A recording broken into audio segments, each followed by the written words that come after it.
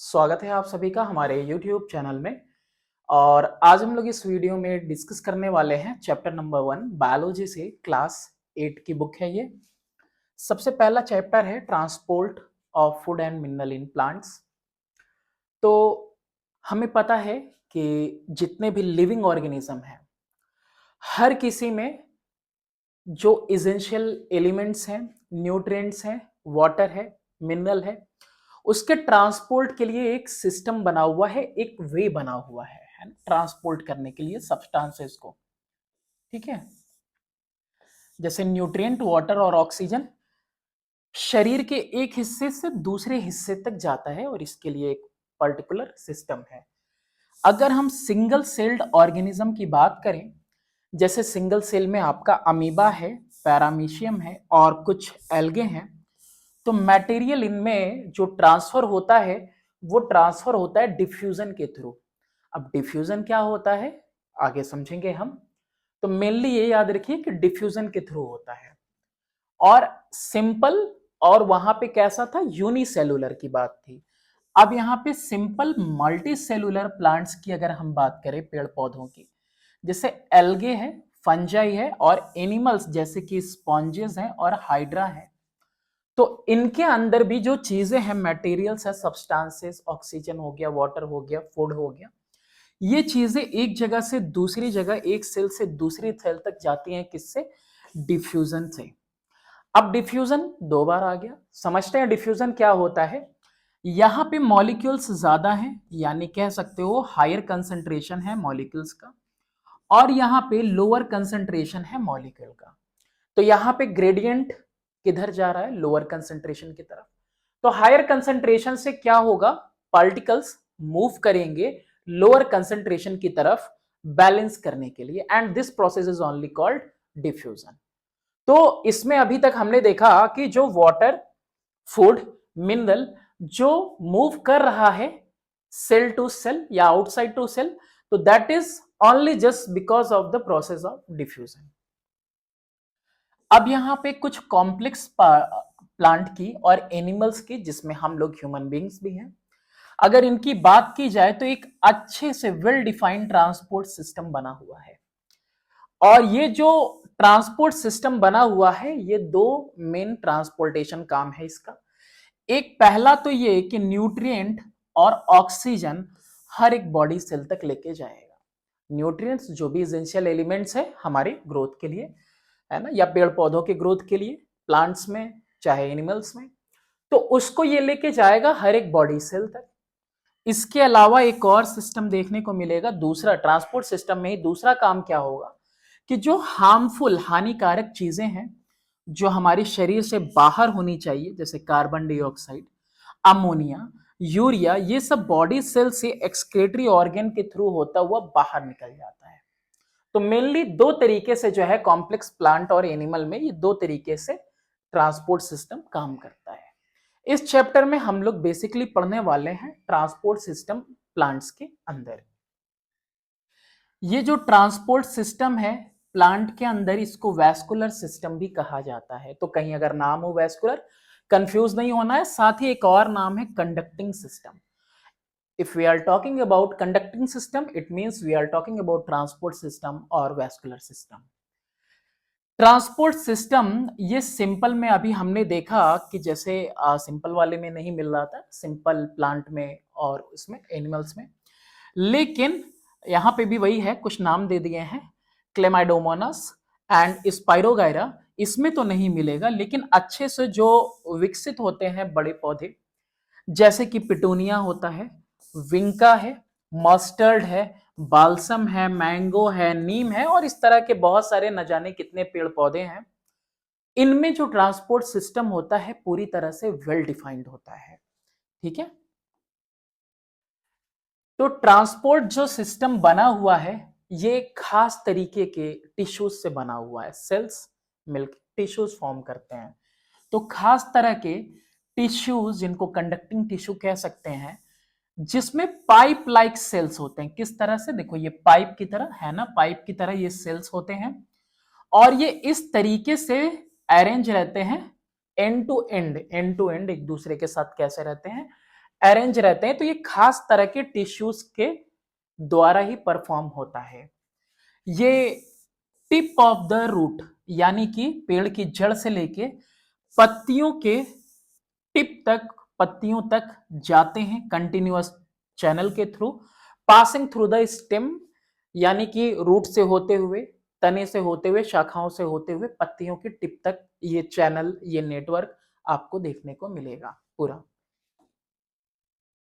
Mainly पत्तियों में कह रहा है, पत्तियों में ये कहां होता है, मिड रिब में होता है। पत्तियों में कहां होता है, मिड रिब में होता है, और उसकी ब्रांचेस भी होती हैं। ठीक है, इस तरीके से आपको देखने को मिलेगा एंड इट्स ब्रांचेस। और ये मेनली दो टाइप के हैं। मेन देखो यहां पे हम लोग आ गए टॉपिक पे, क्या है, जाइलम और फ्लोएम, दो हैं। ये आपका जाइलम है जो कंडक्ट करेगा वाटर एंड मिनरल, और ये आपका फ्लोएम है जो कंडक्ट करेगा फूड, जो कि मेसोफाइल सेल्स में बने हुए हैं लीव्स के, और वेरियस नॉन ग्रीन पार्ट तक लेके जाएगा।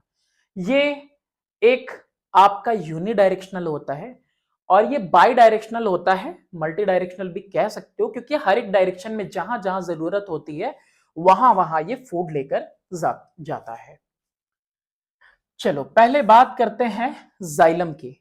तो जाइलम क्या करता है, जाइलम का मैंने बताया आपको, ये पानी और कुछ खनिज पदार्थ यानी मिनरल्स वगैरह, हिंदी मुश्किल हो जाती है बहुत ज्यादा, तो मिनरल वगैरह, ऐसा नहीं है कि हिंदी बहुत आसान होती है, हिंदी में भी बहुत सारे कॉम्प्लेक्स वर्ड आते हैं। तो वाटर और मिनरल लेके जाता है, कहां से लेके जाता है, रूट से लेके जाता है, और बाकी सारे हिस्सों तक प्लांट के लेके जाता है। ठीक है, क्या हो रहा है, रूट से वाटर जा रहा है ना, एब्जॉर्ब हो रहा है सॉइल के थ्रू, तो सॉइल से एब्जॉर्ब होके रूट्स कहां लेके जा रहे हैं, उसको जाइलम टिश्यू की मदद से पूरे ट्री में लेके जा रहे हैं। और ये जो जाइलम है, जाइलम 4 सेल से बना हुआ है, 4 तरीके के सेल्स हैं जाइलम टिश्यू में। टिश्यू मैंने बताया, cells group together to form tissue. तो जाइलम वेसल है, ट्रैकिड्स हैं, जाइलम फाइबर है, और जाइलम पैरेन्काइमा है। अब ये तो आपको इसमें दिख रहा होगा, लेकिन हम वन बाय वन हर एक के स्ट्रक्चर, उसके फंक्शन को समझेंगे। जाइलम वेसल की बात करें, यानी ये जाइलम वेसल की हम लोग बात करें, तो ये कैसा है, ये देखो थिक वॉल्ड है। इसके जो वॉल है ना, ये इसके वॉल थोड़े थिक होते हैं, और साथ ही ये नॉन लिविंग होता है, साइटोप्लाज्म न्यूक्लियस इसके अंदर प्रेजेंट नहीं होता है। लंबे ट्यूबुलर लाइक होते हैं, देख ही सकते हो कैसे हैं, ये लंबे हैं, ट्यूबुलर लाइक हैं, सेल्स हैं, और ये ओपन होते हैं दोनों एंड से। कैसे होते हैं, ये देखो यहाँ पे ओपन है दोनों एंड से। दोनों एंड से कैसे होते हैं, ये ओपन रहते हैं, एक दूसरे में ये डिफ्यूज रहता है ये पार्ट, एक एंड से दूसरे एंड तक, और ये जुड़े हुए रहते हैं, कंटिन्यूअस चैनल फॉर्म करते हुए।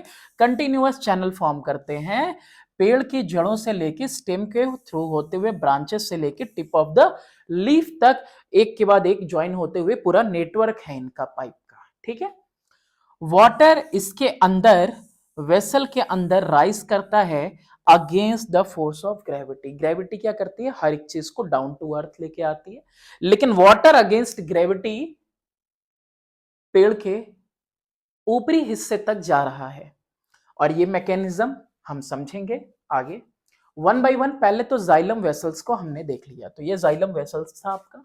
ठीक है, ये जाइलम वेसल में देखो, ये एक दूसरे के साथ कैसे रहते हैं, बिल्कुल डिफ्यूज्ड रहते हैं ना, ओपन रहते हैं। दूसरा सेल है हमारा जाइलम ट्रैकिड्स। ये भी कैसा है, नॉन लिविंग। देखो वो इससे पहले जो जाइलम वेसल है वो भी थोड़ा बहुत मैकेनिकल सपोर्ट प्रोवाइड करता है, मैकेनिकल सपोर्ट ये भी प्रोवाइड करेगा, और इसका भी काम बिल्कुल वेसल की तरह ही है। ये इलोंगेटेड लंबे सेल्स होते हैं, और इनका एंड जो होता है, एंड देखो पॉइंटेड होता है ना, इसमें छोटे छोटे पिट्स भी देखने को आपको मिल रहे हैं। और जाइलम वेसल के साथ ही साथ ये जो ट्रैकिड्स होते हैं, ये भी वाटर और मिनरल कैरी करते हैं। तो जैसे जाइलम वेसल में वाटर मिनरल कैरी होता है, वैसे ही ट्रैकिड्स में भी वाटर मिनरल कैरी होते हैं, और ये नॉन लिविंग है, ये इलोंगेटेड है, और पॉइंटेड एंड के साथ होते हैं, और ये भी मैकेनिकल सपोर्ट प्रोवाइड करते हैं। बात करते हैं तीसरे सेल के जाइलम फाइबर की। ये जो जाइलम फाइबर है ये थिक वॉल्ड सेल होता है और इसका मेन काम क्या है कि ये मैकेनिकल सपोर्ट देता है। किसको? पेड़ पौधे को। एक और लास्ट है जो कि ओनली लिविंग सेल है इसके अंदर, जाइलम टिश्यू के अंदर, दैट इज पैरेन्काइमा। और पैरेन्काइमा में साइटोप्लाज्म भी है, न्यूक्लियस भी है और ये ओनली लिविंग सेल है। इसका काम क्या है? इसका काम है मेन स्टोरेज फंक्शन का। चलो, दूसरा टिश्यू कौन सा है? एक तो वाटर एंड मिनरल हमने देख लिया, डाउन टू टॉप जा रहा है, यूनिडायरेक्शनल में, एक सिंगल डायरेक्शनल में, और किसके थ्रू? जाइलम के थ्रू। दूसरा टिश्यू है हमारा फ्लोएम टिश्यू। फ्लोएम क्या करता है? ट्रांसपोर्ट करेगा ऑर्गेनिक फूड। कहां से कहां लेकर जाएगा ऑर्गेनिक फूड को? फूड कहां बना और कहां चाहिए? ये जो फूड बना है पत्तियों द्वारा बनाया गया, वो सारे दूसरे हिस्सों में नॉन ग्रीन प्लांट तक या फिर जहां जहां जरूरत है खाने की वहां वहां ये फूड जाएगा। और ये किसके द्वारा होगा? फ्लोएम टिश्यू के द्वारा। और ये जो फ्लोएम टिश्यू है बिल्कुल जाइलम की तरह ये भी 4 टाइप ऑफ सेल से बना हुआ है। पहला है फ्लोएम वेसल, दूसरा कंपेनियन सेल, तीसरा फ्लोएम फाइबर और फोर्थ वाला है फ्लोएम पैरेन्काइमा। जैसे उसमें वेसल था वेसल, जैसे उसमें बस ट्रैकिड्स थे तो इसमें कंपेनियन सेल है, उसमें भी फाइबर था इसमें भी है और पैरेन्काइमा भी दिख रहा है आपको। चलो, फ्लोएम वेसल क्या होता है? तो फ्लोएम वेसल को सीव ट्यूब भी बोलते हैं। क्या बोलते हैं इसको? सीव ट्यूब भी बोलते हैं। ठीक है, ये आपका वेसल है।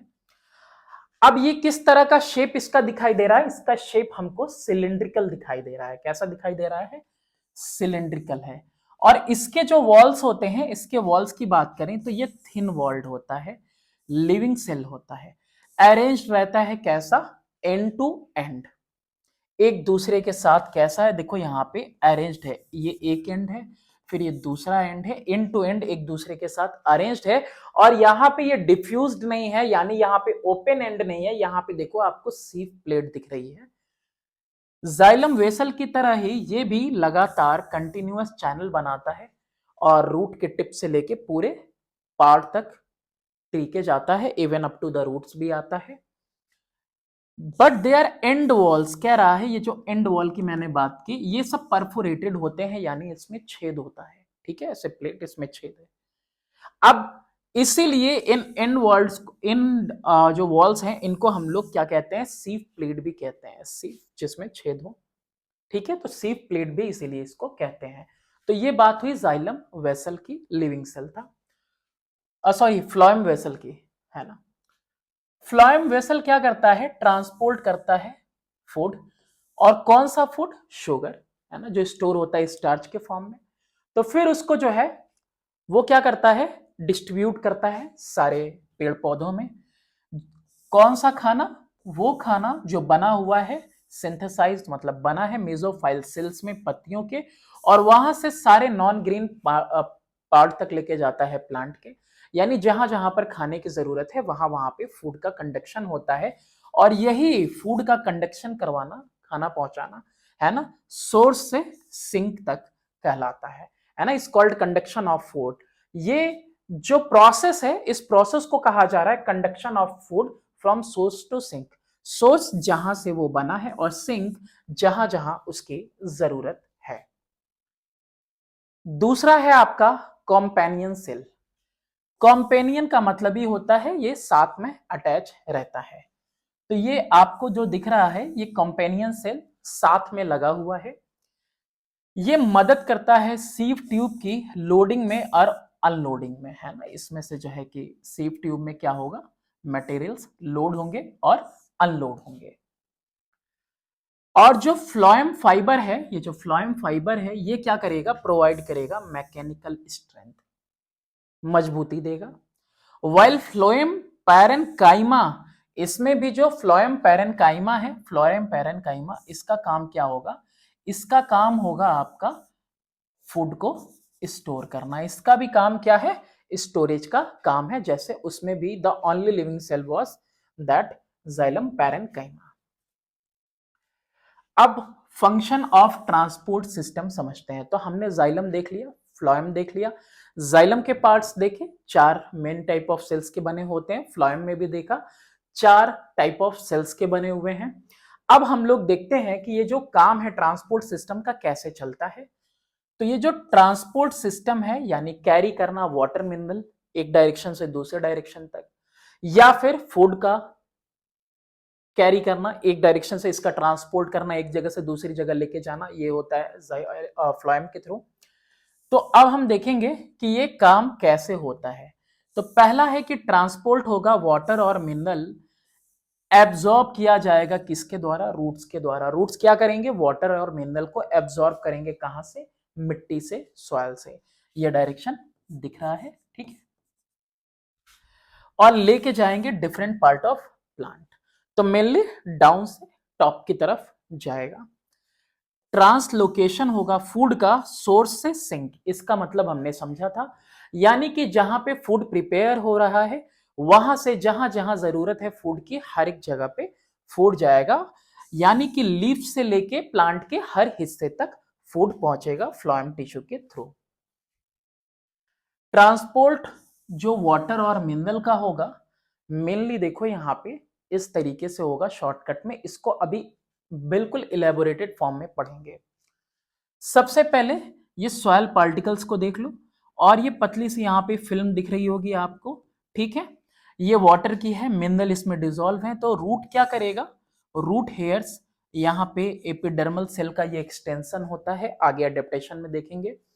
तो यहां से ये जो वाटर मिनरल है इसके अंदर एंटर करेगा, फिर रूट कॉर्टेक्स में एक सेल से दूसरे सेल तक पहुंचेगा, और फिर वहां से एंटर करेगा जाइलम में, है ना। और जाइलम वेसल में एंटर करने के बाद इसका कंडक्शन होगा कहां पे, लीव्स तक, और लीव्स के बाद जो एक्सेस वाटर होगा वो लीव्स में स्टोमेटा के थ्रू बाहर हो जाएगा, excess water, and that is called transpiration. Okay. और ये जो कंडक्शन है ना वाटर का कंडक्शन, इसी वाटर के कंडक्शन को एसेंट ऑफ सैप भी कहा जाता है। देखो, conduction of water, accent of SAP, दोनों एक ही चीज है। तो इस तरीके से वाटर और मिनरल रूट से होते हुए टिप ऑफ द लीव्स तक पहुंच रहे हैं। अब हम लोग देखेंगे इसको वन बाय वन। अच्छा, वन बाय वन नहीं, ये मैंने बता दिया, ये लॉन्ग डिस्टेंस वाला भी बता दिया, जाइलम वेसल के थ्रू जा रहा है, फिर बाद में ट्रांसपिरेशन से बाहर आ जा रहा है। ओके। नेक्स्ट है आपका absorption of water and mineral in plant by root hair. बताया ना 3 पॉइंट है, और तीनों पॉइंट को हम इलेबोरेटेड फॉर्म में यहाँ पे देखेंगे, वन बाय वन इसको पढ़ेंगे। वाटर और डिजोल्व मिनरल ये एब्जॉर्ब होते हैं मिट्टी से, खास तरीके के सेल से, यानी रूट हेयर। ये रूट हेयर देख रहे हो, ये इसका जूम पार्ट है। ये आपका कौन सा सेल है, ये एपिडर्मल सेल है, ठीक है। तो ये जो एपिडर्मल सेल है, यही देखो अभी क्या कर रहा है, ग्रो कर रहा है, और ये क्या किया है, ये पूरा फुल्ली ग्रोन हो गया है, ठीक है। तो ये जो फुल्ली ग्रोन हो गया है, इसी को कहते हैं क्या, रूट हेयर्स। क्या है ये, रूट हेयर्स। तो एपिडर्मल सेल इस तरीके से एक्सटेंड हो जाता है, ग्रो कर जाता है, और रूट हेयर्स फॉर्म होते हैं। और ये रूट हेयर्स क्या कर रहे हैं, देख रहे हो कि बाहर किससे, सॉइल से, किससे, सॉइल से ये क्या करेंगे, वाटर और मिनरल एब्जॉर्ब करेंगे। रूट हेयर एक्सटेंशन है, लिखा ही हुआ है एपिडर्मल सेल का रूट के, तो ये एपिडर्मल सेल का एक्सटेंशन ही है। तो ये वाटर एंड मिनरल क्या कर रहे हैं, एब्जॉर्ब कर रहे हैं। ये कवर्ड यानी ढका हुआ रहता है पतले से सेमी परमिएबल मेम्ब्रेन से, सेमी परमिएबल मेम्ब्रेन। और अंदर में ये जो है कि फिल्ड रहता है सेल सैप से। ये जो सेल सैप है ये कॉन्सेंट्रेटेड सॉल्यूशन रहता है, सॉल्ट सॉल्यूशन रहता है, मिनरल्स वगैरह इसके अंदर डिसॉल्व रहते हैं। सेल सैप एक्चुअली में है क्या, तो मीनिंग यहां देख लो, वाटरी लिक्विड है। कैसा लिक्विड है, वाटरी लिक्विड है, सब्सटेंस, है ना।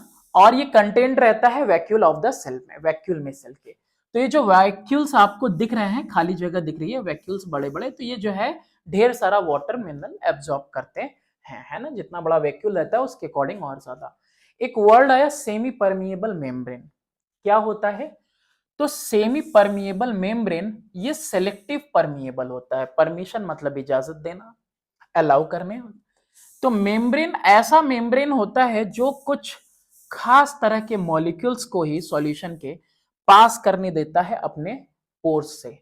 तो यहाँ पे जैसे कि ये देख रहे हो आप, तो एक्चुअली में ये जो ऑरेंज कलर का आपको दिख रहा है यही एक सेमी परमिएबल मेम्ब्रेन है। अब इसमें देखो कि जो पार्टिकल्स हैं ये बड़े पार्टिकल्स आपको दिखाई दे रहे हैं। ये बड़े पार्टिकल्स मूव नहीं कर पा रहे हैं, लेकिन ये जो छोटे पार्टिकल्स हैं ना, ये अलाउ हो रहे हैं इसके थ्रू मूव होने के लिए। इसीलिए इसको क्या कहा जाता है, इस तरह के मेम्ब्रेन को सेमी परमिएबल मेम्ब्रेन कहा जाता है, जो पर्टिकुलर काइंड ऑफ मॉलिक्यूल्स को ही आने जाने देता है, पास होने देता है। जो बड़े मॉलिक्यूल हैं वो बाहर नहीं जा पाते हैं इसके थ्रू।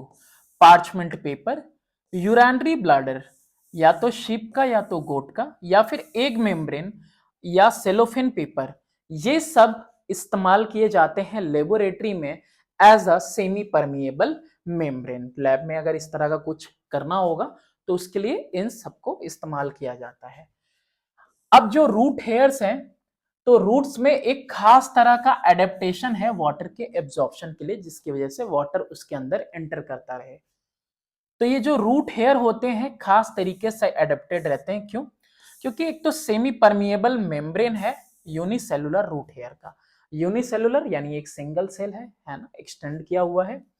ये परमिट करता है वाटर और मिनरल मॉलिक्यूल को कि अंदर तो आ जाए सेल सेप के, लेकिन ये अलाउ नहीं करता है कि वो बाहर जा पाए। बाहर में कंसंट्रेशन वाटर का ज्यादा है, अंदर की तरफ एंटर कर गया तो अंदर में कंसंट्रेशन फिर बढ़ेगा ही। और अंदर में ये कंसंट्रेटेड सेल सेप है ना, सॉल्ट सॉल्यूशन है, मिनरल्स वगैरह इसके अंदर डिसॉल्व है। लेकिन क्या होता है, बाहर से अंदर तो आ जाता है लेकिन अंदर से बाहर की तरफ नहीं जाने देता। तो ये कैसा है आपका, सेमी परमिएबल मेम्ब्रेन है। सेल सेप जो होते हैं रूट हेयर में, यहाँ पे सॉल्ट का कंसंट्रेशन हायर होता है सराउंडिंग के सॉइल वाटर से। इसमें जो सॉल्ट कंसंट्रेशन है वो ज्यादा रहेगा सराउंडिंग से। बड़े बड़े जो वैक्यूल हैं, जैसा मैंने बताया, ये जो वैक्यूल्स हैं ये क्या करेंगे, ये एब्जॉर्ब करेंगे ढेर सारा पानी। इसके साथ ही जो रूट हेयर है वो बड़ा सा सरफेस एरिया प्रोवाइड करता है, किसके लिए, एब्जॉर्प्शन के लिए। जितना ज्यादा सरफेस एरिया, जितना ज्यादा जड़ें फैली हुई रहेंगी, उतना ज्यादा एरिया से क्या करेगा, वो वाटर और मिनरल एब्जॉर्ब करेगा। ओके। अब यहाँ पे एक एक्सपेरिमेंट है आपके सामने कि आपको ये प्रूफ करना है कि जो रूट्स हैं वो एब्जॉर्ब करते हैं, to show that only root absorb water. सिर्फ रूट ही एब्जॉर्ब करता है वाटर, बाकी कोई पार्ट जो है एब्जॉर्ब नहीं करता है वाटर। आपको 4 टेस्ट ट्यूब ले लेने हैं। 4 टेस्ट ट्यूब में से आपको 3 में वाटर फिल करना है। कलर्ड वाटर भी ले सकते हो, एओसिन वगैरह वाला, ठीक है, एओसिन डाई भी ले सकते हो, या फिर रेड कलर भी आप उसके अंदर कोई डाल सकते हो। तो आपने कलर्ड वाटर ले लिया, 3 में फिल करो, फोर्थ वाले में बहुत कम फिल करो। ओके, फोर्थ वाले में क्या करना है, कम फिल करना है। और आपको बाल्सम ट्री के छोटे छोटे पौधे ले लेने हैं और उनको अच्छे से वॉश कर देना है, जड़ों के साथ लेना है, उनको वॉश कर देना है अच्छे तरीके से। अब पहला वाला टेस्ट ट्यूब है, सब में जो है बराबर लेवल ले लो वाटर का, ठीक है, सब में बराबर लेवल ले लिया। 3 में, चौथे में तो वाटर लेवल बहुत कम लो, या फिर वाटर लो ही नहीं, इसमें वाटर मत लो, ठीक। अब यहाँ पे, या फिर वाटर लो भी तो वो टच नहीं होना चाहिए ये। तो अब इसको तुमने क्या किया, कॉर्क से इसको बंद कर दिया, बंद कर दिया। ये वाटर लेवल देखो ए का, बी वाले में ऑयल पुट कर दिया, सी वाले में भी तुमने ऑयल पुट कर दिया। ऑयल क्यों पुट कर दिया, ताकि इवेपोरेशन से वाटर लॉस ना हो, है ना। ऑयल क्या करेगा, ऊपर सतह पे रहेगा और वाटर को इवेपोरेट होने से बचाएगा। तो वाटर लेवल यहाँ पे मेंटेन रहेगा। अब क्या करना है, आपको 2 पौधे इसमें डाल देने हैं, बी और सी में, और तीसरा वाला पौधा इस तरह से डालना है कि अगर आपने वाटर लिया भी हुआ है तो इसका जो रूट है ना, रूट ये इसको टच ना करे, और इन दोनों में मर्ज सबमर्ज कर देना है। रूट इसमें क्या कर देना है, वाटर के अंदर चला जाए, इस तरह से रखना है। आप देखोगे कुछ घंटों बाद कि वो जो लास्ट वाला पौधा है मुरझाने लगेगा, ठीक है। और सेकंड वाला और थर्ड वाले में वाटर लेवल नीचे चला जाएगा और इसमें वाटर लेवल जैसा था वैसा ही रहेगा। और यहां पे रेडनेस आपको दिखाई दे सकती है इसके वेंस में, ठीक है, रेडनेस दिखाई दे सकती है। और इससे ये प्रूफ हो रहा है कि भाई ये भी तो रखा हुआ है लेकिन किसी अदर पार्ट से नहीं होता है ना। वाटर कौन एब्जॉर्ब करता है? रूट ही एब्जॉर्ब करते हैं। तो ये एक्सपेरिमेंट शो करता है कि रूट्स क्या कर रहे हैं, सिर्फ रूट ही तो मर्ज है, सबमर्ज इसमें, तो रूट ही क्या करता है, सिर्फ वाटर एब्जॉर्ब करता है। चलिए फर्दर आगे बढ़ते हैं हम। मेथड ऑफ एब्जॉर्प्शन, किस तरीके से ये एब्जॉर्प्शन होता है। तो ये जो रूट हेयर होते हैं ये पानी एब्जॉर्ब करते हैं डिफ्यूजन से और मिनरल एब्जॉर्ब करते हैं एक्टिव ट्रांसपोर्ट से। एक्टिव ट्रांसपोर्ट का मतलब होता है जहां एनर्जी का यूज किया जाता हो। तो यहां पे एक्टिव ट्रांसपोर्ट इसलिए कहा गया है क्योंकि जो रूट हेयर है उसके सेल सैप में सॉल्ट का कंसंट्रेशन ज्यादा है। तो सॉल्ट का कंसंट्रेशन ज्यादा है, मिनरल का कंसंट्रेशन ज्यादा है, तो हायर कंसंट्रेशन से बाहर जो मिट्टी है, मिट्टी में लोअर कंसंट्रेशन होता है, तो बाहर से अंदर से बाहर की तरफ जाना चाहिए वो मिनरल, लेकिन मिनरल बाहर से अंदर की तरफ आता है और वो एनर्जी यूज करके आता है, इसीलिए इसको एक्टिव ट्रांसपोर्ट बोलते हैं। और वाटर, वाटर बाहर कंसंट्रेटेड फॉर्म में है, बाहर ज्यादा है और अंदर कम है, तो इसीलिए बाहर से अंदर की तरफ एंटर करता है। तो वाटर डिफ्यूजन से और मिनरल किससे आएगा, एक्टिव ट्रांसपोर्ट से। डिफ्यूजन होता क्या है, हमने डिफ्यूजन देखा था, ये मूवमेंट होता है मॉलिक्यूल का, जहां पे बहुत ज्यादा मॉलिक्यूल है ज्यादा अमाउंट में, वहां से वो मूव करके ऐसी जगह पे जाएंगे जहां पे मॉलिक्यूल्स कम है और बिना किसी एनर्जी के इस्तेमाल के, इसीलिए इसको पैसिव ट्रांसपोर्ट कहते हैं। एक्टिव ट्रांसपोर्ट एनर्जी का इस्तेमाल और पैसिव ट्रांसपोर्ट यानी without energy. Without energy wall है, सेल वॉल है या फिर कोई मेम्ब्रेन है, सेमी परमिएबल नहीं मेम्ब्रेन है, क्या होगा, एक तरफ हायर कंसंट्रेशन एक तरफ लोअर कंसंट्रेशन, तो होगा क्या कि हायर कंसंट्रेशन से लोअर कंसंट्रेशन की तरफ वो मॉलिक्यूल्स मूव करेंगे, क्या करने के लिए, बैलेंस करने के लिए कंसंट्रेशन को। तो वाटर जो है मिट्टी से एंटर करेगा रूट हेयर के अंदर डिफ्यूजन के द्वारा, क्योंकि कंसंट्रेशन पानी का मिट्टी में ज्यादा होगा more than that in cell sap. Cell sap में कंसंट्रेटेड फॉर्म में होता है ना, पूरा सेल सैप कैसा होता है, कंसंट्रेटेड मिनरल्स वगैरह डिसॉल्व होते हैं, तो बाहर में वाटर जो है ज्यादा अमाउंट में है, तो इसीलिए ज्यादा अमाउंट में है तो वो किधर जाएगा, अंदर की तरफ जाएगा, है ना, of the cell sap of the root hair. तो रूट हेयर की जो सेल सैप है उससे ज्यादा, इसीलिए वाटर बाहर से कहां जाता है, अंदर की तरफ। डिफ्यूजन को स्टडी करना है, तो डिफ्यूजन को स्टडी करने के लिए हमको क्या चाहिए, मटेरियल चाहिए, क्या क्या, एक बीकर चाहिए, पोटेशियम परमैंगनेट के कुछ हमको टुकड़े चाहिए छोटे छोटे, या फिर हम कोई लिक्विड भी ले सकते हैं, डजंट मैटर, पोटेशियम परमैंगनेट ज्यादा बेहतर होगा। अब एक कोने में पोटेशियम परमैंगनेट गिर जाएगा, अब वहां पे क्या है, डिफ्यूजन होता क्या है मेनली कि यहाँ पे कंसंट्रेटेड फॉर्म में है पोटेशियम परमैंगनेट, थोड़ी देर 2-4 घंटे 6 घंटे छोड़ने के बाद आप ये देखोगे कि जो पोटेशियम परमैंगनेट है पूरी तरह से चारों तरफ पूरे के पूरे बीकर में फैल गया, जैसे ये कलर इस तरह से फैल रहा है, and this process is only called diffusion. मतलब जहां पे हायर कंसंट्रेशन है इसका, वो लोअर कंसंट्रेशन की तरफ जा रहा है और चारों तरफ जो है इक्वली डिस्ट्रीब्यूट होने की कोशिश कर रहा है मॉलिक्यूल्स को। तो मॉलिक्यूल्स क्या होते हैं, बिल्कुल बैलेंस फॉर्म में चारों तरफ डिस्ट्रीब्यूट हो रहे हैं, and this process is called diffusion, है ना, इंटरमिक्सिंग हो रहा है। वहीं दूसरी तरफ ऑस्मोसिस। अब डिफ्यूजन और ऑस्मोसिस में इसके बाद हम फर्क भी देखेंगे, अंतर क्या है। इसमें भी मूवमेंट होता है किसका, सॉल्वेंट मॉलिक्यूल का। देखो एक होता है सॉल्यूट और एक होता है सॉल्वेंट, ठीक है। सॉल्यूट किसको बोलेंगे हम लोग, सॉल्यूट बोलेंगे मिनरल्स को, है ना। और सॉल्वेंट कौन होता है, ये वाटर होता है, ठीक है, सॉल्वेंट वाटर। सॉल्वेंट हमेशा लार्ज क्वांटिटी में होगा, सॉल्यूट हमेशा कम क्वांटिटी में होगा।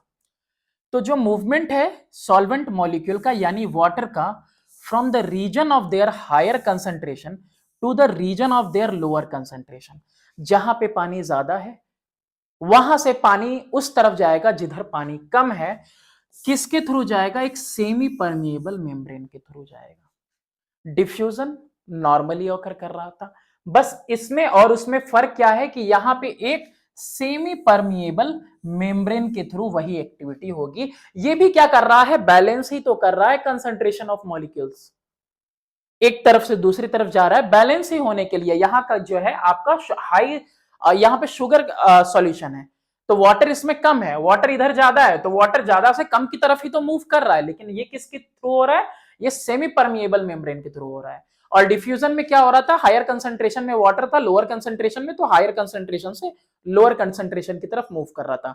दोनों में सेम चीजें हो रही हैं प्रोसेस, बस इसमें किसके थ्रू हो रहा है, सेलेक्टिवली परमिएबल मेम्ब्रेन के थ्रू हो रहा है। और इसी प्रोसेस को क्या कहा जाता है, ऑस्मोसिस कहा जाता है। चलो, जो सेल मेम्ब्रेन होती है रूट हेयर की, वो किस तरह काम करती है, सेमी परमिएबल मेम्ब्रेन की तरह काम करती है, जिसमें है ना थ्रू विच वाटर मॉलिक्यूल मिट्टी से एंटर करते हैं किसके अंदर, सेल सैप के अंदर। अंदर कंसंट्रेशन ज्यादा है, बताया पहले ही, मिनरल्स वगैरह डिसॉल्व हैं। सेल सैप कैसा होता है, हाईली कंसंट्रेटेड। तो बाहर से अंदर पानी ऑस्मोसिस के थ्रू भी अंदर आ रहा है, और एक सेल से दूसरे सेल में भी ऑस्मोसिस के थ्रू जा रहा। चलो, what is the difference between diffusion and osmosis. तो डिफ्यूजन और ऑस्मोसिस में हम देखते हैं यही डिफ्यूजन है बस, कि दोनों ही डिफ्यूजन और ऑस्मोसिस जो चीजें सब्सटेंसेस हैं वो हायर कंसंट्रेशन से लोअर कंसंट्रेशन की तरफ जा रहे हैं, मतलब जहां ज्यादा है वहां से कम की तरफ जा रहे हैं। लेकिन जो ऑस्मोसिस में मूवमेंट होता है ये एक तरफ से दूसरी तरफ जाना होता है, बस ये एक सेमी परमिएबल मेम्ब्रेन के थ्रू होता है। किसके थ्रू होता है, सेमी परमिएबल मेम्ब्रेन के थ्रू होता है, और हो दोनों में एक ही चीज रही है। अब यहां पे ये सेमी परमिएबल मेम्ब्रेन काम कैसे करता है, कैसे बताएंगे। आपकी बुक के अंदर एक्सपेरिमेंट जो दिया हुआ है उसमें अंदर में जो है कंसंट्रेटेड सॉल्यूशन लिया था, ठीक है, हाँ अंदर में कंसंट्रेटेड लिया था, और बाहर में क्या लिया था, और बाहर में वाटर लिया था, है ना, शुगर का कंसंट्रेटेड सॉल्यूशन अंदर था। लेकिन मैंने क्या लिया है, मैंने देखो यहां पे बस काम तो एक ही होगा, काम एक ही होगा, बस मैंने यहां पे क्या किया है, मैंने यहां पे शुगर सॉल्यूशन लिया है, कहां पे, बाहर, शुगर सॉल्यूशन बाहर लिया है। और ये जो मैंने कैविटी कट की है ना, कैविटी कट की है, इसके अंदर हम मैंने वाटर ले लिया है, ठीक है। अब बात समझिएगा आप, है ना। अब क्या करना है आपको, इस तरह से ऊपर से आलू कट किया और अंदर कप की तरह होल कर दिया, इस कप के अंदर पानी भरा, पानी भरने के बाद यहां पे मैंने पिन लगा दिया इसके लेवल के लिए। बाहर क्या है, ये शुगरी सॉल्यूशन है, ठीक, शुगर कंसंट्रेटेड शुगर सॉल्यूशन है, ठीक, बाहर में। अंदर में क्या है, वाटर में। तो अंदर में वाटर ज्यादा है, बाहर पानी कम है। बाहर क्या है, कंसंट्रेटेड फॉर्म में शुगर सॉल्यूशन है, तो बाहर पानी की मात्रा कम है, अंदर पानी की मात्रा ज्यादा है। तुम देखोगे 2-4 घंटे छोड़ने के बाद कि जो वाटर लेवल है नीचे हो गया, और ये वाला लेवल राइज हो जाएगा, ये लेवल डाउन होगा, ये राइज होगा। इसका मतलब क्या हुआ कि वाटर क्या हो रहा है, इस आलू में कहीं छेद तो हमने किया नहीं था, है ना, कप की तरह कैविटी बनाई हुई थी। तो ये हो क्या रहा है कि पानी इस आलू के ही थ्रू, ये जो आलू का जो पार्ट है ये क्या कर रहा है, ये पानी को एंटर करवा रहा है, किधर पानी आ रहा है, शुगर सॉल्यूशन की तरफ, और इसीलिए इसका लेवल देखो क्या हो गया, डाउन हो गया, और इसका लेवल क्या हो गया, राइज हो गया। और ये सेमी परमिएबल मेम्ब्रेन के थ्रू ही हो पा रहा है।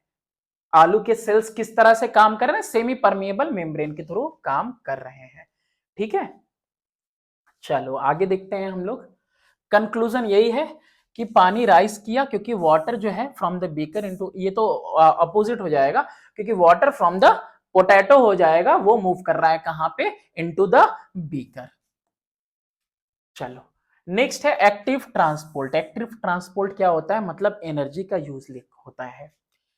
ट्रांसपोर्ट जो मॉलिक्यूल का होता है और आयन का होता है ग्रेविटी के अगेंस्ट में, है ना, कंसंट्रेशन ग्रेडियंट के अगेंस्ट में, कंसंट्रेशन ग्रेडियंट के अगेंस्ट में, मतलब ऑलरेडी सेल सैप के अंदर हायर कंसंट्रेशन है आयंस का और मिनरल्स का, लेकिन फिर भी मिट्टी से और ज्यादा लिया जा रहा है, मिट्टी के अंदर कम है as compared to cell sap concentration. तो इसके लिए क्या होता है, एनर्जी का यूज होता है ना, ग्रेडियंट के खिलाफ, using energy is called active transport. Mineral का जो एब्जॉर्प्शन होता है वो प्लांट के अंदर किसकी वजह से होता है, एक्टिव ट्रांसपोर्ट की वजह से होता है, यानी एनर्जी यूज होती है बाहर से अंदर की तरफ मिनरल्स को एब्जॉर्ब करने के लिए। जो मिनरल आयन होते हैं वो मूव करते हैं, है ना, लोअर कंसंट्रेशन से, जो कि मिट्टी है, वहां से हायर कंसंट्रेशन यानी सेल सेप के अंदर इंटर करते हैं। ये आपका बाहर क्या है, सॉयल है। सॉयल में कैसा है, लो कंसंट्रेशन है। अंदर सेल के अंदर कैसा है, higher concentration. Normally diffusion osmosis क्या कहते हैं कि हायर कंसंट्रेशन से लोअर कंसंट्रेशन की तरफ मूव करने चाहिए मॉलिक्यूल्स, लेकिन जो मिनरल का एब्जॉर्प्शन है उसमें हम एनर्जी यूज करते हैं और लोअर कंसंट्रेशन से हायर कंसंट्रेशन की तरफ मिनरल्स को, आयंस को एब्जॉर्ब किया जाता है।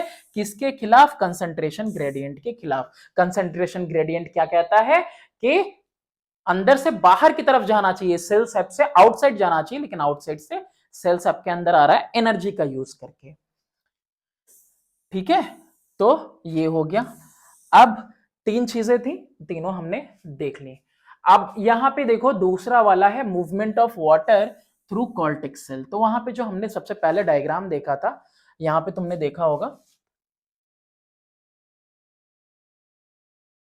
कहां गया, यहां पे हमने एक डायग्राम देखा था।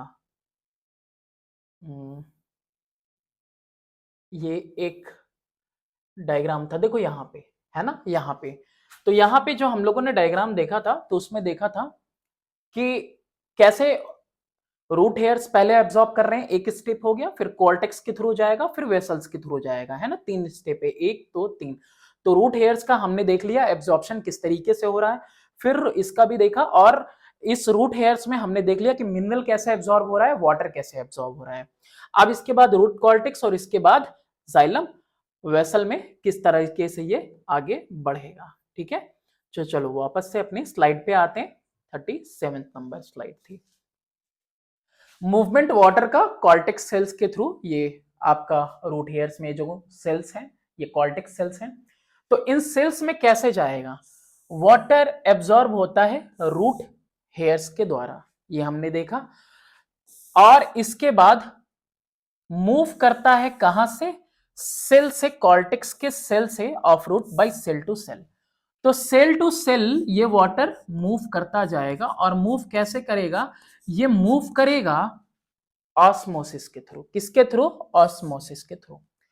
कब तक, जब तक till it reaches the xylem vessel present in the central part of the root. अब ये जाइलम वेसल दिख रहा है, जाइलम वेसल तक ये पहुंचेगा, कौन पहुंचेगा, वाटर। अब देखो होता क्या है, यहां पानी हुआ, पानी यहां से एंटर कर जाएगा जाइलम वेसल में, और जैसे ही पानी यहां पे जाइलम वेसल में एंटर करेगा तो इस सेल के अंदर कंसंट्रेशन कम हो जाएगा, फिर वाटर इस सेल से इस सेल में आएगा तो इसमें कंसंट्रेशन कम, तो इस सेल से इस सेल में आएगा और इस सेल से इस सेल में, और इसकी वजह से ना प्रेशर डेवलप्ड रहता है, और ज्यादा से ज्यादा ये क्या करता है, वाटर एब्जॉर्ब करता है, और लगातार जाइलम वेसल में वाटर जाता रहता है।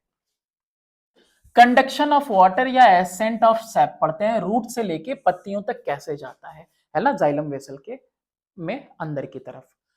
ये जो अपवर्ड मूवमेंट है वाटर और मिनरल का थ्रू द स्टेम, स्टेम के through to the leaves is called ascent of sap. ये ऑलरेडी हमने पढ़ा, ascent of sap means conduction of water and mineral through xylem, है ना, बॉटम से टॉप ऑफ द प्लांट तक यानी लीव्स तक। जो वाटर एब्जॉर्ब होता है रूट में, इसको हम सैप कहते हैं, क्योंकि ये एक्चुअली में डाइल्यूट सॉल्यूशन होता है किसका, मिनरल का, इसीलिए हम लोग इसको सैप कहते हैं। कंसंट्रेटेड डाइल्यूट सॉल्यूशन है मिनरल्स का। Once the sap has reached xylem vessel, एक बार जैसे ही ये जाइलम वेसल में पहुंच गया ये SAP, it start ascending upward, ये ऊपर की तरफ जाता रहता है जाइलम वेसल में, रूट से लेके लीव्स तक। ठीक है, एक बार यहां पहुंचने के बाद ये डायरेक्टली क्या करता रहता है, ऊपर की तरफ राइज करता रहता है, और उसमें जो है फोर्सेस है, एडहेसिव फोर्स है, कोहेसिव फोर्स भी साथ में काम करता है, और ट्रांसपिरेशन पुल क्या करता है, एक सक्शन पुल बनाता रहता है लगातार, है ना, वाटर लीफ से इवेपोरेट हो रहा है, ट्रांसपिरेशन हो रहा है, लगातार लॉस हो रहा है वाटर का, तो एक ट्रांसपिरेशन पुल भी बनता रहता है, तो उसकी वजह से लगातार जाता रहता है।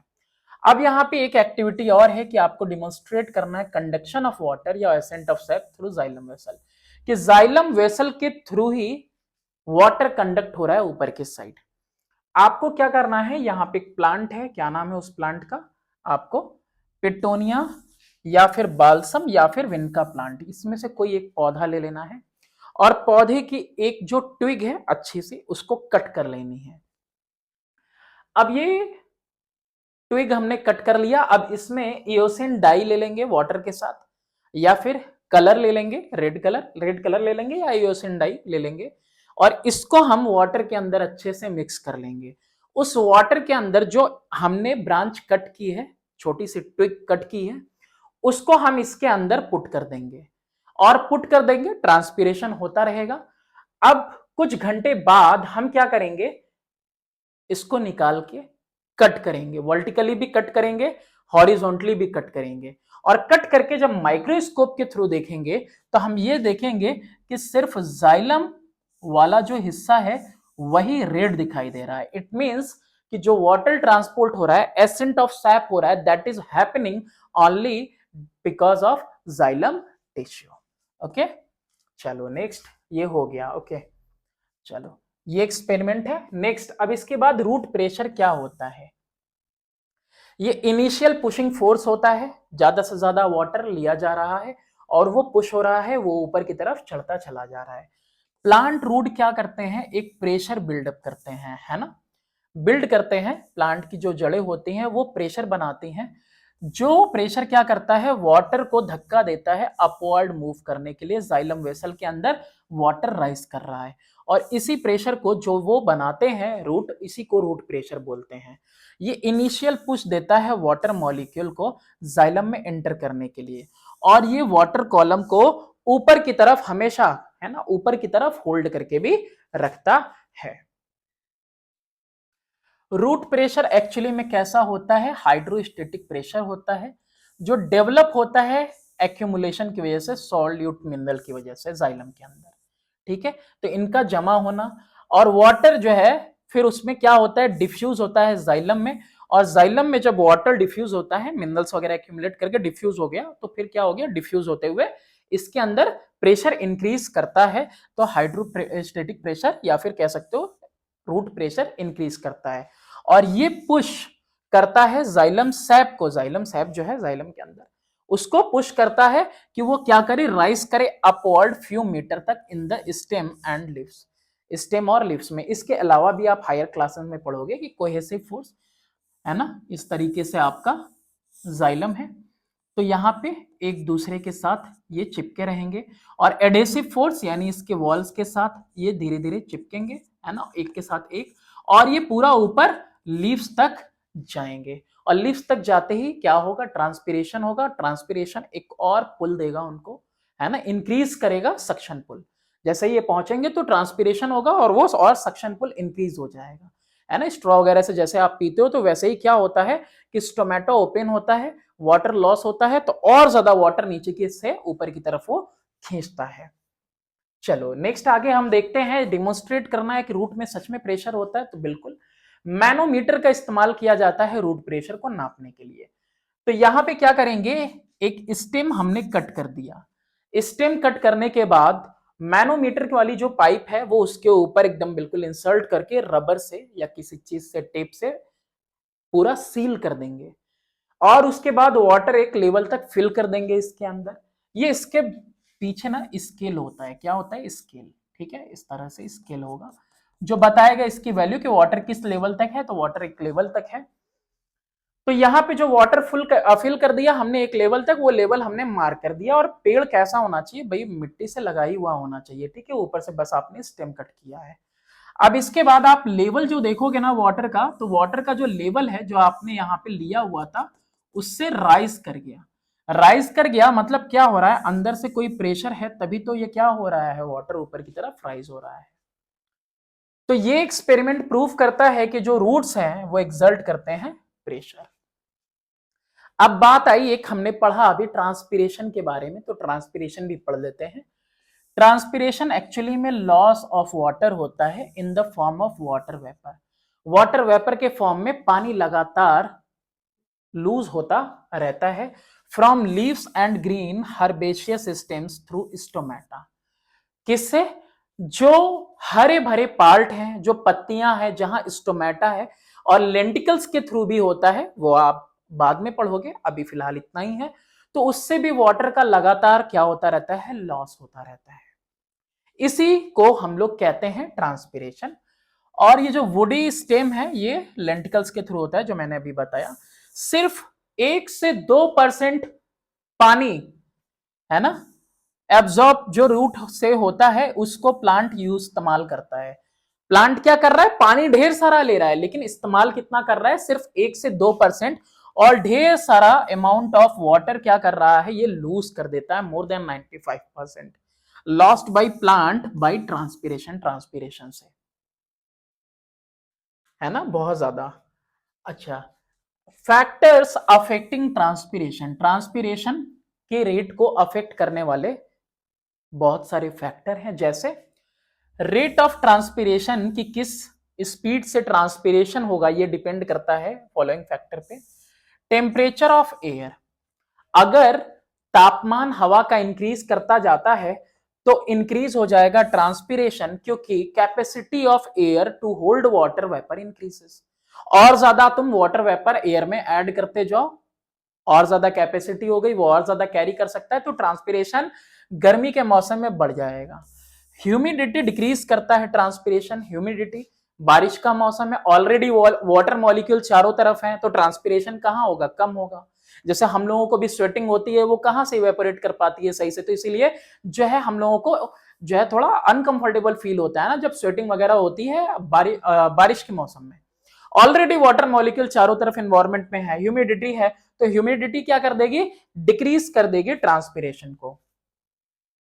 फर्दर विंड स्पीड, हवा की रफ्तार, ये भी क्या करेगी? ट्रांसपिरेशन के रेट को इंक्रीज कर देती है, तेजी से हवा चले तो।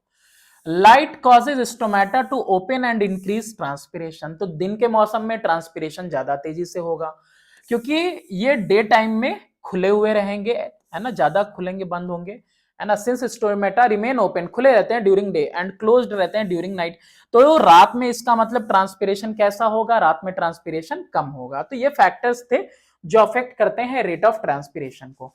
ट्रांसपिरेशन होता है पौधों में, कैसे इस एक्सपेरिमेंट को प्रूफ करेंगे? तो इसके लिए कहीं भी घर के अंदर कोई गमले में छोटा मोटा कोई भी पौधा हो, उसके ऊपर आपको बड़ा सा प्लास्टिक ले लेना है, पौधे को धूप में रख दीजिए, ज्यादा अच्छा रिजल्ट देखना है तो।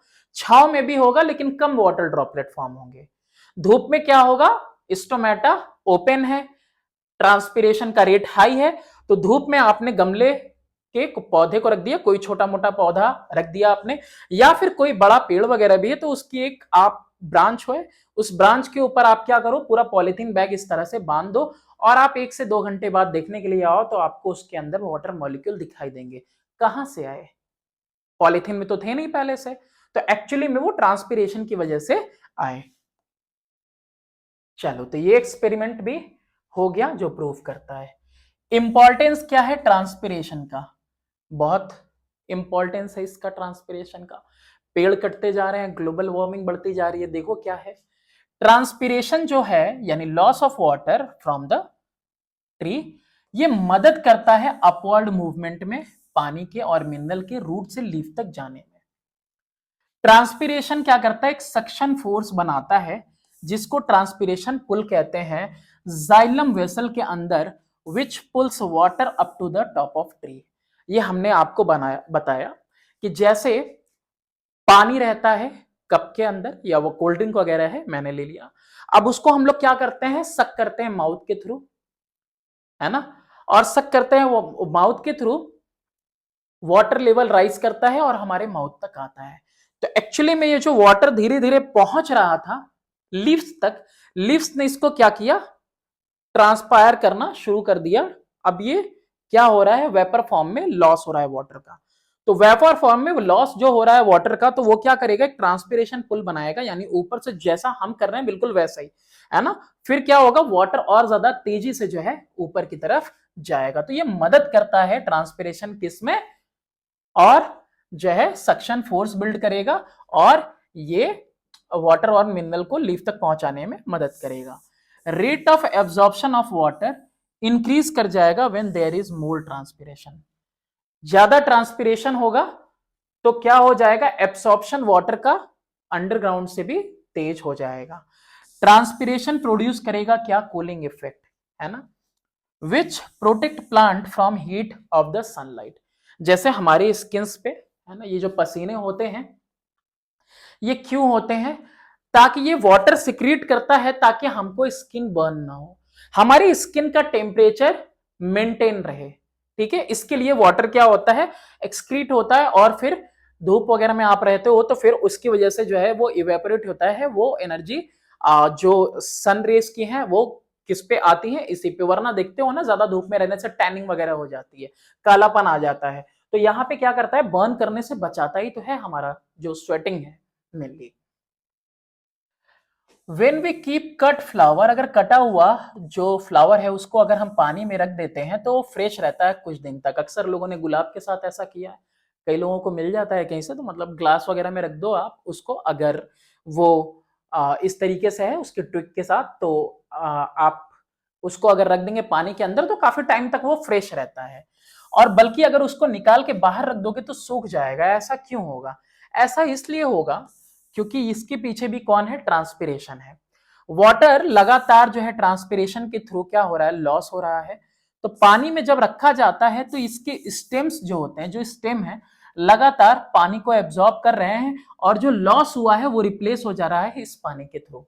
तो इसीलिए क्या हो रहा है, फ्लावर्स जो पानी खो रहे हैं वो लगातार वाटर से एब्जॉर्ब कर ले रहे हैं उस ग्लास से जिसमें वो रखे हुए हैं, नहीं तो वाटर लॉस हो जाएगा, श्रिंक कर जाएगा, सूख जाएगा, ठीक, ड्राई अप हो जाएगा।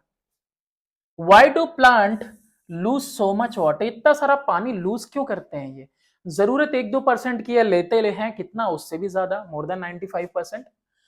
तो रूट कंटिन्यूअसली लगातार पानी एब्जॉर्ब करते हैं then required by the plant to get rid of this excess water, plant lose so much water. तो ये जरूरत से ज्यादा वाटर एब्जॉर्ब कर लेते हैं, तो इसीलिए उससे आजाद होने के लिए और ज्यादा जो है रेट से ट्रांसपिरेशन होता रहता है।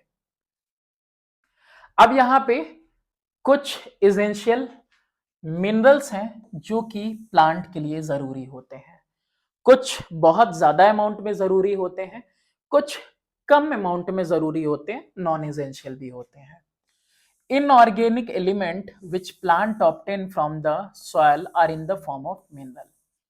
मोर देन 60 एलिमेंट, 60 से भी ज्यादा एलिमेंट जो है वो पाए जाते हैं डिफरेंट प्लांट में, लेकिन जो 17 एलिमेंट हैं ये ऑब्सोल्युटली मतलब पूरी तरह से जरूरी होते हैं नॉर्मली किसी भी पौधे के डेवलपमेंट के लिए, है ना। खाद वगैरह डाले जाते हैं, जैसे कि अभी धान की बुआई वगैरह हुई है तो खाद फेंक रहे होंगे लोग, और ये जो 17 है इसको कहा जाता है एसेंशियल एलिमेंट, और बाकी सारे नॉन एसेंशियल एलिमेंट होते हैं। एसेंशियल एलिमेंट स्ट्रक्चरल कंपोनेंट के लिए जरूरत होते हैं, जरूरी होते हैं, है ना, पेड़ के ग्रोथ के लिए, उसके स्ट्रक्चर को मेंटेन करने के लिए, हर एक चीज के लिए। तो यहाँ पे हम उन एलिमेंट्स के बारे में पढ़ेंगे। कुछ एलिमेंट्स ऐसे होते हैं जो ज्यादा मात्रा में चाहिए, 17 एसेंशियल हैं, जरूरी हैं स्ट्रक्चरल ग्रोथ के लिए। कुछ ऐसे हैं जो ज्यादा मात्रा में चाहिए उनको, दैट इज मैक्रोन्यूट्रिएंट, और कुछ ऐसे हैं जो कम मात्रा में चाहिए, थोड़ा थोड़ा चाहिए, that is called micronutrient, depending upon the quantity of essential element. तो ये दो में डिवाइडेड है, मैक्रो में और माइक्रो में। मैक्रोन्यूट्रिएंट ज्यादा क्वांटिटी में चाहिए, और कौन कौन से हैं वो पढ़ लेते हैं। कार्बन है, हाइड्रोजन है, ऑक्सीजन है, नाइट्रोजन है, सल्फर है, फास्फोरस है, कैल्शियम, पोटेशियम एंड मैग्नीशियम। ये ज्यादा अमाउंट में चाहिए किसको, पेड़ पौधों को। वहीं अगर हम माइक्रो न्यूट्रिएंट की बात करें, माइक्रो मतलब स्मॉल, कम में, तो कम में कौन कौन चाहिए, iron, manganese, copper, boron, zinc, molybdenum, chlorine and निकल। तो ये सब भी चाहिए लेकिन बहुत स्मॉलर क्वांटिटी में चाहिए। अच्छा, हर किसी का रोल होता है अपना अपना।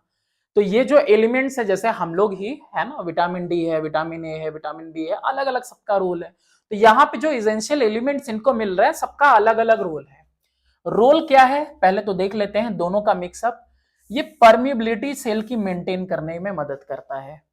सेल मेम्ब्रेन की जो परमिबिलिटी है उसको मेंटेन करने में मदद करेगा। साथ ही ऑस्मोटिक कंसंट्रेशन, सेल सैप के अंदर जो कंसंट्रेशन है ऑस्मोटिक, उसको मेंटेन करेगा। प्रोटोप्लाज्म का जो कंटेंट होता है, कंपोनेंट होता है कह सकते हो, जो उसके हिस्से हैं, है ना, nucleic acid, cell wall etcetera, इन सबको क्या करेगा, मेंटेन करने में मदद करेगा। अब यहां पे और कुछ है ना, प्रोटीन सिंथेसिस में मदद करेगा, फोटोसिंथेसिस में और रेस्पिरेशन में। कौन मदद करेगा, ये एसेंशियल एलिमेंट्स मदद करेंगे। ओपनिंग और क्लोजिंग ऑफ स्टोमेटा के लिए भी जरूरी है, ग्रोथ के लिए, रिप्रोडक्शन के लिए। अब इनकी अगर कमी पड़ेगी ना एसेंशियल एलिमेंट की, तो एसेंशियल एलिमेंट की अगर कमी पड़ेगी तो इसकी वजह से डिफिशियंसी सिम्टम दिखाई देंगे, पेड़ों में कुछ बीमारियां दिखाई देंगे, जैसे हम लोग भी मुरझा जाते हैं, है ना, उस तरीके से, है ना, या फिर पेड़ों में कोई डिसऑर्डर दिखाई देगा। तो कुछ मिनरल और उनकी डिफिशियंसी डिसीज के बारे में हम लोग यहाँ पे टेबुलर फॉर्म में पढ़ेंगे कि किस एलिमेंट्स की कमी की वजह से क्या कुछ हमको पेड़ में कमी दिखाई देगी। तो मैक्रो न्यूट्रिएंट की पहले हम लोग बात कर रहे हैं। मैक्रो मतलब जो ज्यादा अमाउंट में चाहिए। नाइट्रोजन चाहिए रहता है किसके लिए, कंस्टिट्यूएंट है प्रोटीन का और न्यूक्लिक एसिड का हिस्सा है, ये कंस्टिट्यूएंट है। डिफिशियंसी अगर नहीं मिलेगा सही से तो प्लांट अच्छे से ग्रो नहीं करेगा, पत्तियां छोटी रहेंगी और देर में फलेगा फूलेगा, है ना, फ्लावरिंग देर में होगी। पर्पल कलर के धब्बे दिखेंगे किसके ऊपर, पत्तियों पे, और येलोइंग होने लगेगी, जो पुराने पत्ते हैं वो येलो होने लगेंगे। इस बीमारी का नाम है क्लोरोसिस, ये याद रखना है, क्योंकि सल्फर की कमी से भी क्लोरोसिस होता है और इसकी वजह से पत्तियां मुड़ेंगी और येलोइंग होगा। और ये जो सल्फर है इसका रोल क्या है, ये कंस्टिट्यूएंट है प्रोटीन का और एंजाइम विटामिन का और साथ ही क्लोरोफिल का। अगर फास्फोरस है तो फास्फोरस का रोल क्या है, ये भी कंस्टिट्यूएंट है न्यूक्लिक एसिड का और न्यूक्लियो प्रोटीन का। इसकी कमी की वजह से आपको दिखेगा कि पौधा बढ़ नहीं रहा है ना, और पहले ही मतलब ग्रोथ होने से पहले ही छोटे में ही क्या होगा, पत्ते गिर जाएंगे। ब्राउन एरिया आपको पत्तियों पे और फ्रूट्स पे दिखाई देंगे। इसके बाद आगे देखते हैं माइक्रो न्यूट्रिएंट के बारे में। तो माइक्रो न्यूट्रिएंट भी जरूरी है, कम है लेकिन जरूरी है। जैसे पहला है यहाँ पे जिंक। जिंक क्या करेगा, एक्टिवेट करेगा कुछ तरह के एंजाइम कंस्टिट्यूएंट को, ठीक है ना, प्लांट हार्मोन के। अगर इसकी कमी होगी तो यहाँ पे भी प्लांट का ग्रोथ अच्छे से नहीं दिखेगा और जो पत्तियों का शेप है वो अच्छा नहीं आएगा।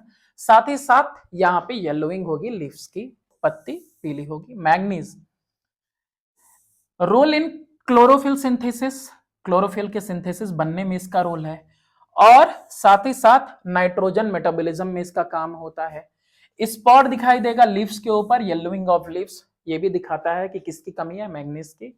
साथ ही साथ बोरॉन को भी देख लेते हैं। ये क्या करता है, ये एंजाइम्स को, है ना, एक जगह से दूसरी जगह लेके जाता है, ट्रांसलोकेशन करने में मदद करता है और एंजाइम्स की फ्लावरिंग और फ्रूटिंग में मदद करेगा। तो अगर इसकी कमी होगी बोरॉन की तो डेथ हो सकता है स्टेम का एंड रूट एपिसिस का, और क्या हो सकता है, थिक एंड कर्ल्ड लीव्स हो सकती हैं।